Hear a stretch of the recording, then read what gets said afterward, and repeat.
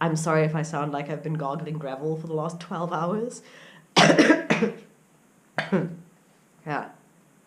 I'm actually a bit sick. Wow, that wasn't even scripted.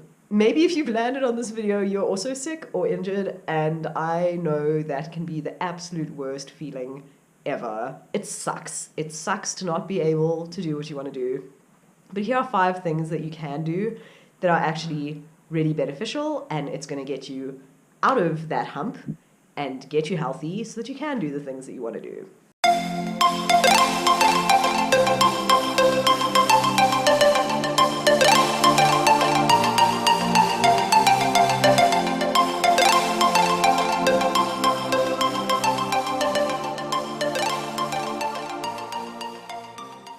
So it was really, really easy for me to think of these things that you need to do, because all of these things are things that I am terrible at doing. Thing number 1. I am really terrible at this, but it's super important that you do this, whether you're sick or injured. You have to rest. You have to take a break. You have to stop doing the things that you do love doing, which sucks and nobody wants to hear that.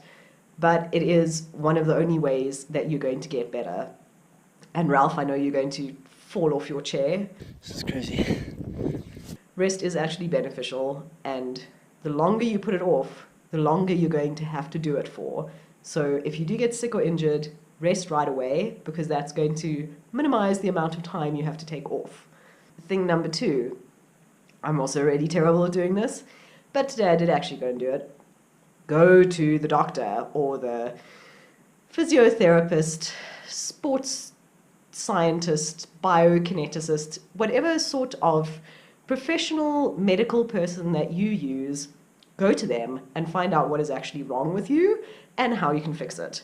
It's not a nice thing to do, I think, ever, to admit that there's something wrong with you and go to somebody to try and figure out what the problem is and how to make it right.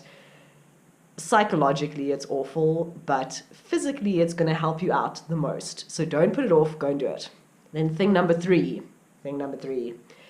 actually listen to the advice of your medical practitioner. If they tell you to take the pills or rest for 6 weeks or change your exercise regime, whatever it is, they have trained for many years to tell you that sort of thing. And you're paying them a whole lot of money, so you should listen to them when they tell you what to do, and you should actually do it. I'm also really bad at doing that. Thing number 4, find something that you can actually do. Even if you're really sick and you can't exercise at all, that doesn't mean that you can do nothing. You can research your next hiking trip or start experimenting with eating a healthier diet or learn some new skills, some things you can just learn online, like map reading and navigation. And then number 5, okay, I lied. I'm actually not bad at all of the things on this list. Number 5, I'm really good at. I am practically an expert. Number 5 is distract yourself with other activities.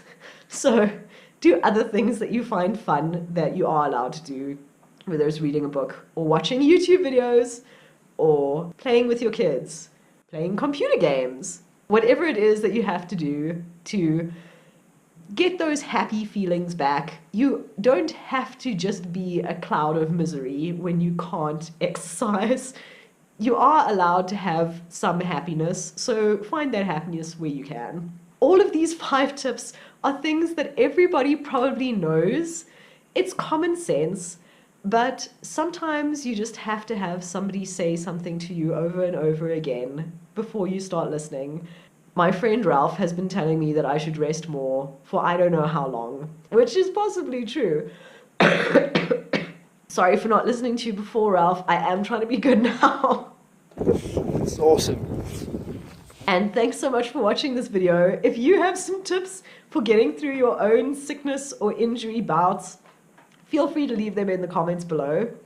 And don't forget to keep watching my channel for future adventures where I'm not hacking and coughing and sounding like I gargle gravel.